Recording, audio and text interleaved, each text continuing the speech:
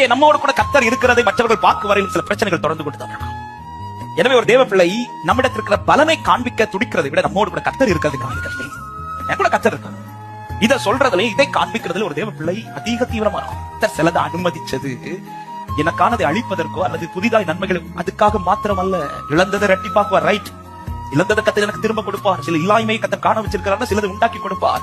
சில அழிவை காண வச்சிருக்கிறார், சிலதை ஆசீர்வாதமாய் தரப்போகிறார். இதெல்லாம் செய்வார். ஆனால் சிலதை கர்த்தர் அனுமதித்தது என் கூட கர்த்தர் இருக்கிறார் என்பதை என்னுடைய வாழ்க்கையின் சில கிரியைகள் நிமித்தமா ஜனம் அறிந்து கொள்ளும்படியாய். சிலர் உங்களுக்கு விரோதமா எழுப்புறாங்கன்னா கர்த்தர் அந்த இடத்துல உங்களை எப்படி நிறுத்த விரும்புறாங்க, உங்க கூட கர்த்தர் இருக்கிறத அவங்க பார்க்கணும்.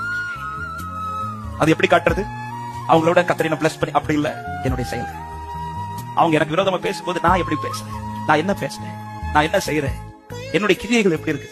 அவங்க சண்டைக்கு வராங்க, நானும் சண்டைக்கு போறேன்னா, அவங்க என்கிட்ட வாக்குவாதம் பண்றாங்க, நானும் இதெல்லாம் பார்த்துதான் நம்ம என்ன நினைக்கிறோம்னா, இப்படி சண்டைக்கு வரும்போது அவங்களோட ஆட்டோ என் வீட்டை கட்டி உயர்த்திட்டாங்க, அதை பார்த்து அவங்க அப்படி சொல்ல மாட்டாங்க.